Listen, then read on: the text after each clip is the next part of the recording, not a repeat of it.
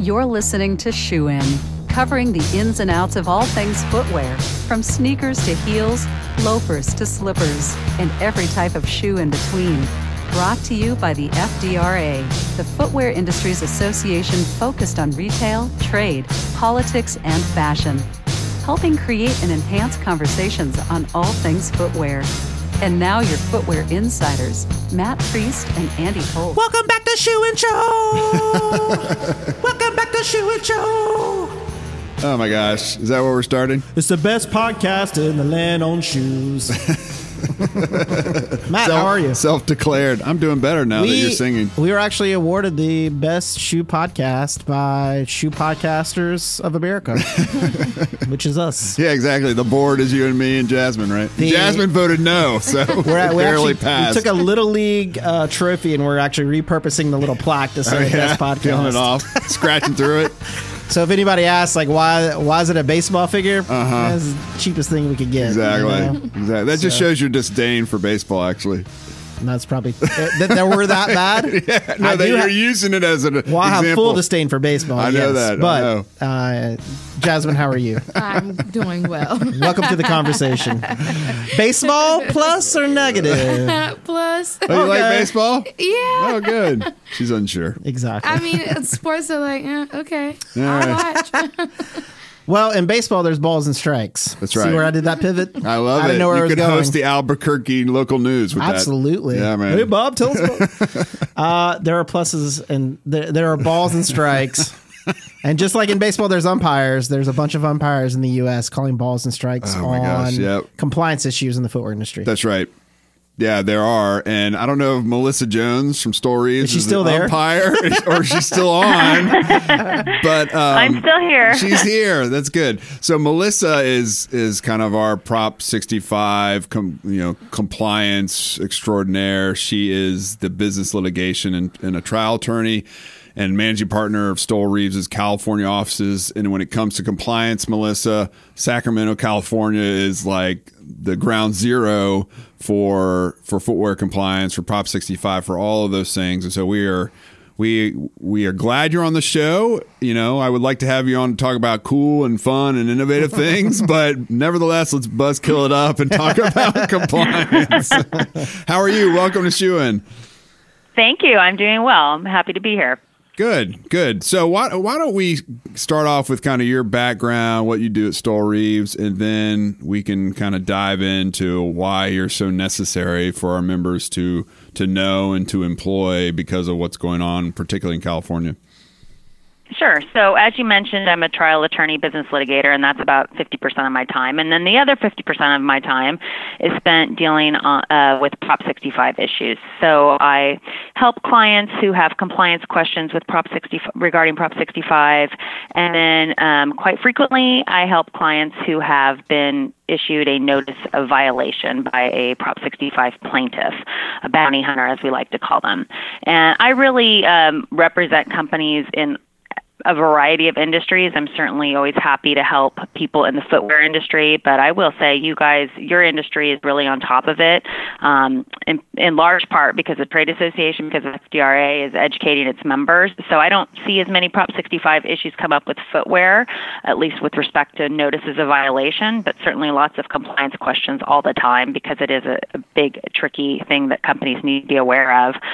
But so I'm helping companies in all sorts of product categories and all up and down the distribution chain. So retailers, manufacturers, suppliers, everyone has to be aware of Prop 65 and make sure that they're doing what they can to avoid getting ensnared in Prop 65 litigation. What is, in a nutshell, Prop 65? In a nutshell, so Prop 65 is this crazy law we have out here in California that the voters enacted back in the 80s. It requires companies to provide a warning if their products contain or may expose consumers to chemicals that are known to cause cancer or reproductive harm. So in theory, it sounds very good, but the problem with it is that there are over 850 chemicals on the list, and exposure to a chemical is, any exposure, essentially. It's minimal exposure. So we're not talking about levels that would actually harm someone. Any level that it has any product that is going to expose someone to a chemical on the Prop 65 list, you need to be aware of what is that exposure level. And more often than not, the only way to avoid Prop 65 litigation is to put the Prop 65 warning on the product. So it is very challenging for companies to comply with. It's different than the federal regulations like the CPSIA because it applies to virtually everything sold in the state, and the list of chemicals is significantly more intensive than any other state or federal regulation. And it's not giving companies content limits that they have to adhere to. It's really, creating a lot of questions for companies if they're trying to figure out, okay, what's a safe level for my product to contain? What is a safe level for lead or phthalates in my product? We can answer those questions, but they're not easily answered, and they're not found in the regulations themselves more often than not. So let me ask you this. I think it was in May of 2009, I believe, was the first Prop 65 notice that went out. It was a pre-kindergartner, pre-walk shoe sold at Walmart, imported by Brown Shoe Company at the time. And then from there, it was kind of this avalanche of notifications. And I think it was on the tail end of the start of the CPSIA. So there's this expectation that companies were going to be moving away from lead in their products in particular. And so the bounty hunters, as you described them, were kind of trying to strike while the iron was hot. What's been the trend line since then? And maybe talk more about the bounty hunter dynamic of this whole thing. Sure. So you're right. In 2009 is when there was this massive wave of notices that went out against products in the footwear industry. There'd been notices in Prop 65 for other products for years, decades prior to that, but that's when it really hit this industry hard. And it's fairly consistent with how the bounty hunters then tend to approach these cases. If they find a new product or a chemical that they haven't seen a lot of litigation over, then they will go out and try to issue as many notices as possible. So there were, probably 5 or 6 years of really intensive litigation and many, many notices being issued regarding footwear. And then now it's tapered down, but we still see them several a year, several notices a year, and usually there's multiple companies that are ensnared in those notices. And then there's a lot of follow-up litigation, or there can be follow-up litigation from the prior settlements that were enacted back in 2009. If companies are not following the settlements, they will get notices of violations that are filed under those settlements, which are a little different than the standard Prop 65 notice. The bounty hunter dynamic is really interesting. That's one of the things that makes Prop 65 difficult to deal with. You don't just have the state enforcing it, and in fact, the state doesn't do a lot to enforce Prop 65. When they do bring a Prop 65 action, it's usually something very high profile. For instance, tuna, mercury in tuna, that was one of the things that they pursued. They're really not doing very many notices. So the vast majority of the notices, by far, are being brought by private bounty hunters. And these are individuals. The plaintiffs, the person that's bringing the notice on their own with the help of a lawyer, can be either an individual or a nonprofit organization. And really they're all associated with a lawyer or a law firm that handles typically quite a few of these Prop 65 cases a year. So the big players, so there's a handful of firms and lawyers that you see bringing, sometimes hundreds of these notices and lawsuits every year. This is a big part of their practice and their focus, and they have investigators who are looking for violations, and they're out there actively trying to find products that they believe were sold in violation of Prop 65 so they can issue a notice. The incentive for them in doing so is that they recover their attorney's fees, and that's part of the aspect that's built into the law. They can recover attorney's fees. If you defend a case and are successful, you don't recover your attorney's fees. Typically, it's in fact almost impossible to get your attorney's fees as a defendant. So there's a lot of incentive for the plaintiffs, and then the individual named plaintiffs or the organization will get a cut of the settlement as well, small percentage of it as well. So when you go and present on these issues in your slide deck, do you use Bubba Fett when you talk about bounty hunters? Because I think that would be very effective. You know what? I think this ties in pretty well, right?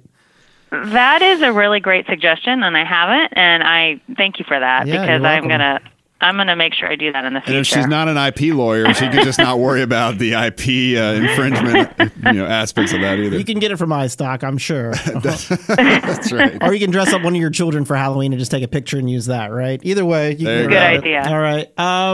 Let's talk a little bit because you went into some of that talking about, making sure that people are complying or Bubba Fett's going to come after you. So if that's the case, how do we properly label? So there's always, for shoe companies, and I'm sure other industries, there's always a question, is it, like, how do you properly label it, right? Is it on the shoe? Can it be on the shoe box? And then I'm sure retailers ask in store, what does that look like? And then more increasingly, e-commerce, like how do you properly label it? Or do you label a website for e-commerce? What are some of the things that you tell people about when you're talking about actually labeling? So first, if you are, if your products and the accessible components in your products are below certain content levels, then you can safely sell them without the warnings. And so a lot of companies want to do that. But if you get to the point where you determine, hey, this has phthalates in it, or this has got lead, and there's no way we're going to reformulate it, or we got to test back, and we want to sell it anyway in California, what do we do about the labeling?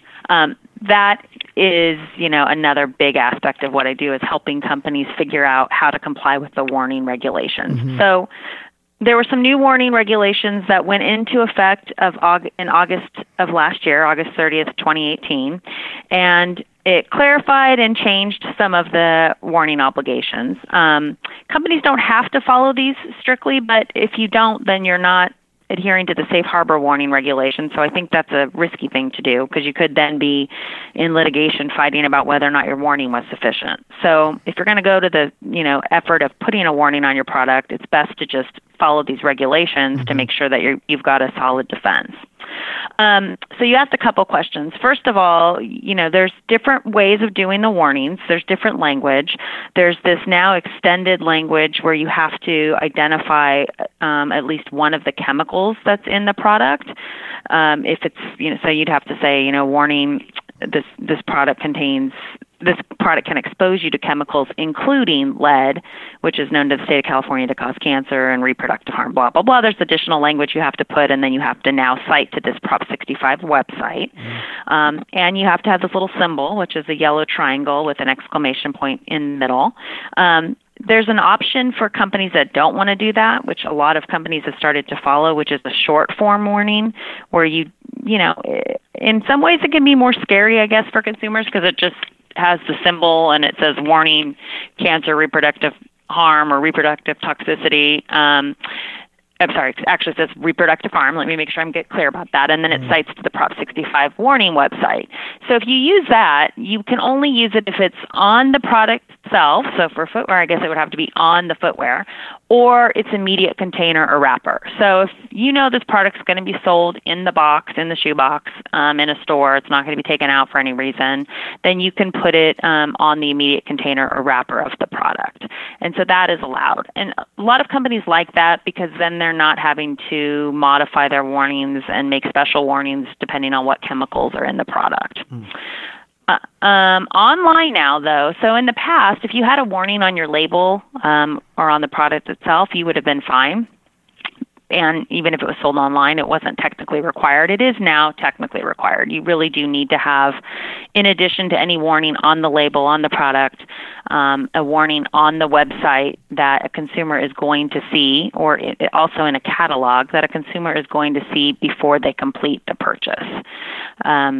So that's a newer requirement that has to be adhered to. And for manufacturers, if they're selling it to retailers who are going to be selling online, or they have distributors who will be selling online, they have to make sure that those retailers are aware of that requirement as well if they want to go with the warning route. Now, Melissa, let's talk about the warning route, because it's one I remember back in the day when we started down this road, and there was a lot of folks within the industry who wanted, all right, if we all kind of jump in together and label, it will be kind of a collective response that will be, a nothing burger, if you will, at the end of the day, because we all did it and we all stood forward, and the consumers will still buy our products, but we couldn't get everyone aligned. And I think in the history of the 30-plus year history of this law, talk about how many people have actually fought it, because there was a bunch of people wanting to fight it. So I mean, it's been like vitamins and maybe tuna, I think you said, are only the two industries that ever fought this and won with science and their own kind of litigation strategy. But everyone either kind of joins one of these lawsuits, one of these settlements, or they label. What's the balance between those three options? Fighting it, labeling, and joining a lawsuit. Kind of what are the three areas as you see it? Yeah, so fighting it is difficult, and it's going to be really expensive for a company. And so, if I have a new client and they got a notice, we always look, is there a defect in the notice? Is there some easy argument that we can make to fight it, to try to just get this thing to go away?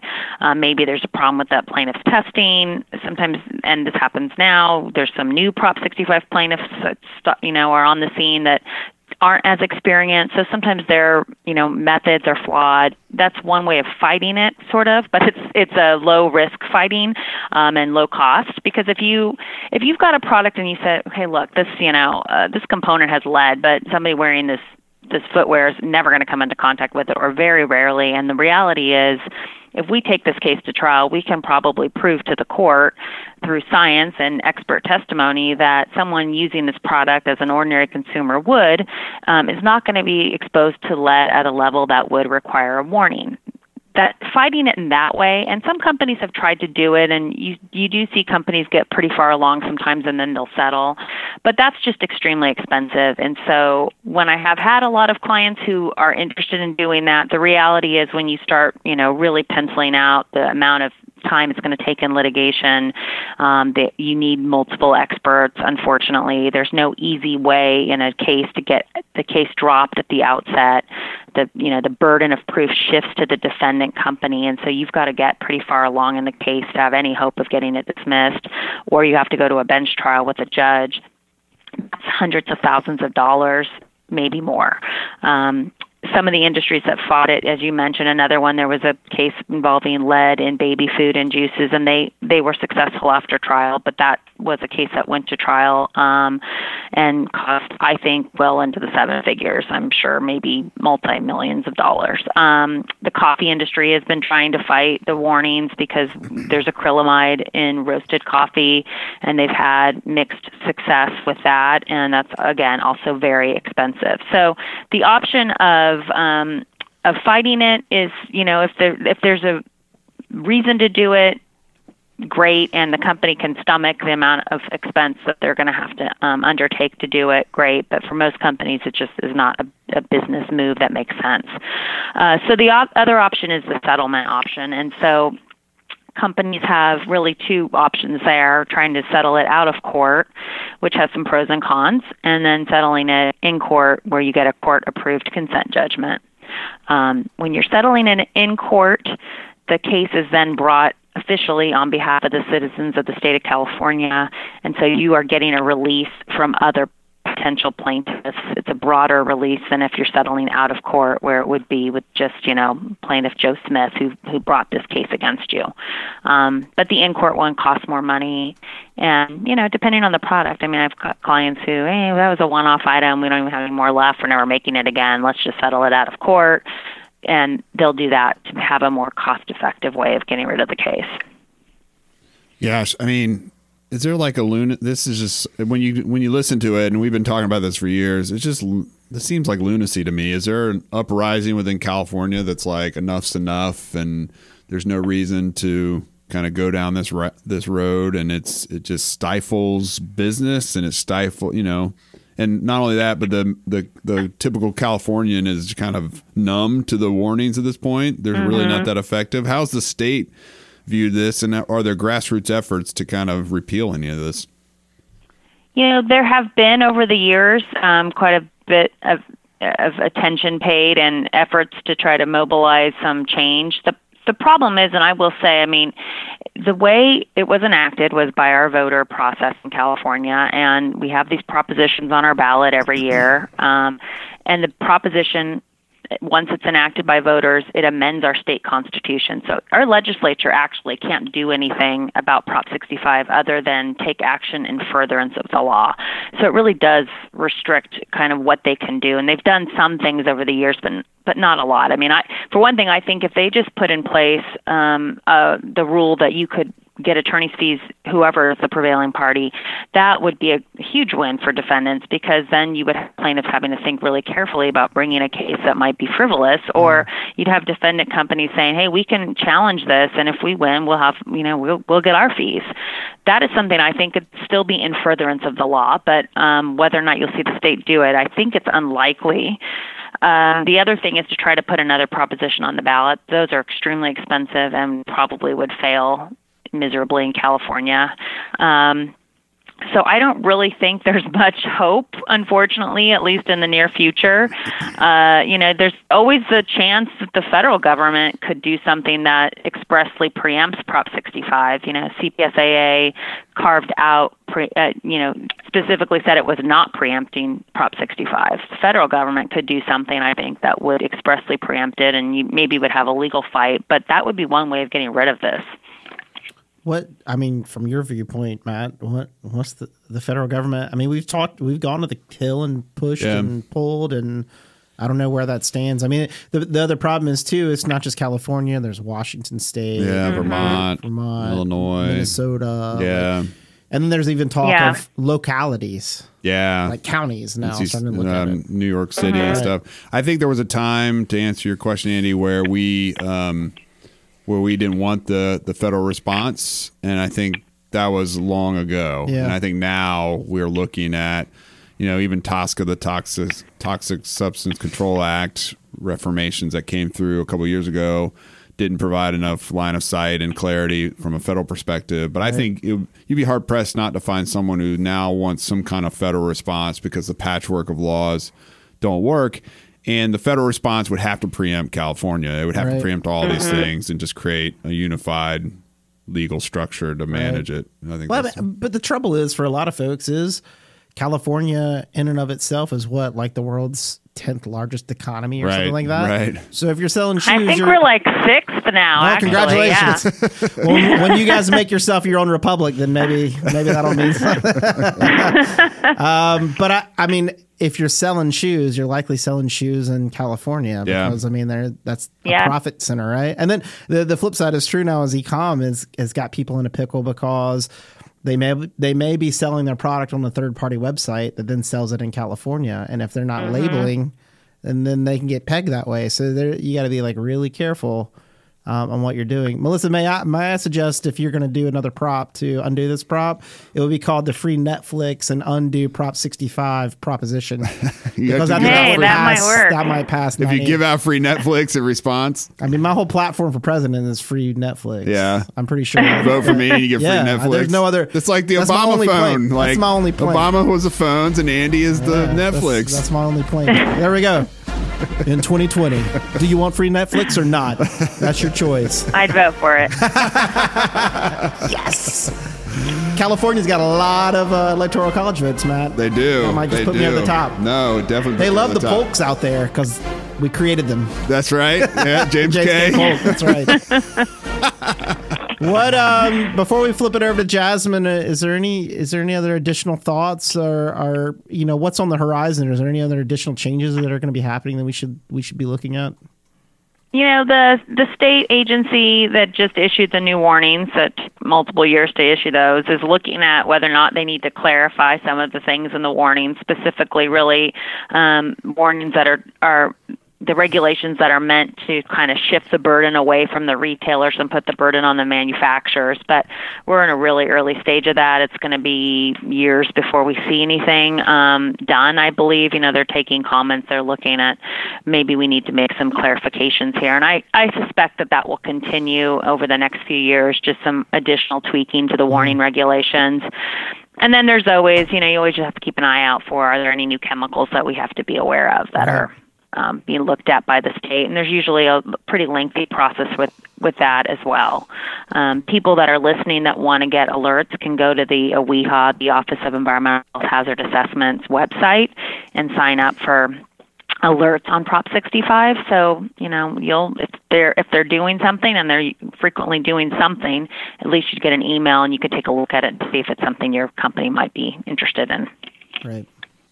Man, where do we go from here, Melissa? Is there anything that our listeners need to know that is, important for them to be considering? I mean, I'm at a loss, and it's been 10 years since the first Prop 65 notice went out to a footwear company. Where do we go from here? I mean, I think just doing what most of the companies in your association are doing, which is trying to stay on top of it, doing their testing, really looking at making sure that they're complying with Prop 65 just like other product safety regulations, and doing what they can to minimize the risk of litigation so that they can hopefully save the company money. Yeah. All right. Well, saving money is fashionable, Andy.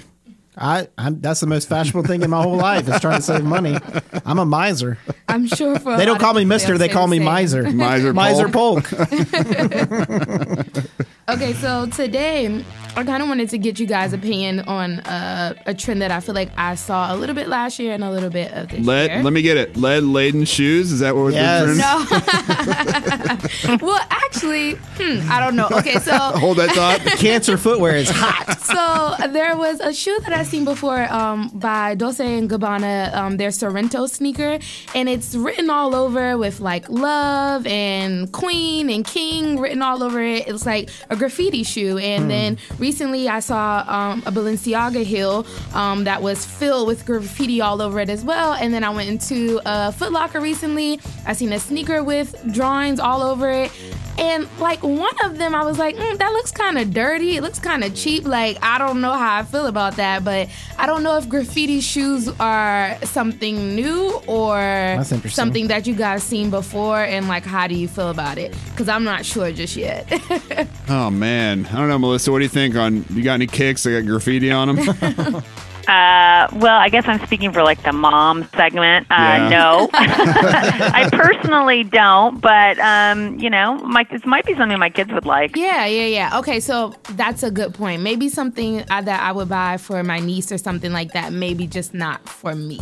Maybe if you had some from Melissa that said, "Do your homework and eat more vegetables," and graffiti that would remind her kids what to do. It depends on what it says. I might be interested in it. Yeah, it looks like all positive affirmations, but it's just interesting.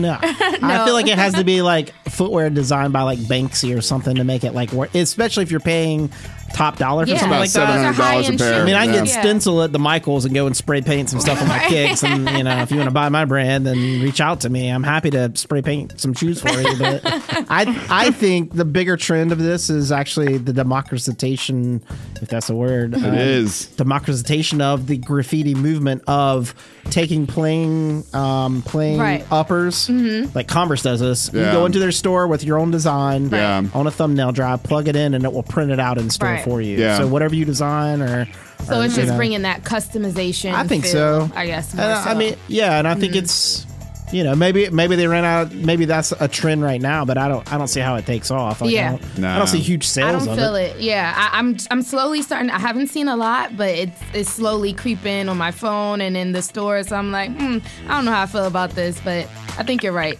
I mean, to me, it's a lot like Zoolander, where they're wearing like the trash bags on the walkway, and it was like a trash theme or something. It's like, okay, like at some point you get to the trash theme because you've done everything else, and it's got to recycle. That's a great point. So very true.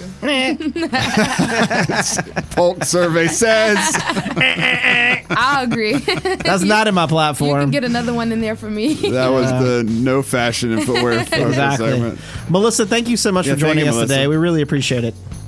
My pleasure. Thank you for having me. And Stoel Rives is a huge supporter of FDRA. They support our events and our initiatives on product safety issues. Melissa is a constant at our FTDC event that we have out in California, or one of her colleagues that come out every year and they update us on the latest thing. And it's such a big issue, we have to have an update every single year. So thanks to Stoel Rives and Melissa. And if you need to get in touch with her, you can contact Matt or myself or fdr.org, and we'll forward you right over to her for any of your Prop 65 challenges, issues, needs, or questions. So again, thank you to Melissa and Stoel Rives. And thanks everybody for listening. This is Shoe and Show. We're covering the ins and outs of all things footwear. We cover product issues, we cover business issues, today we covered legal issues and regulatory issues that are very important to our industry.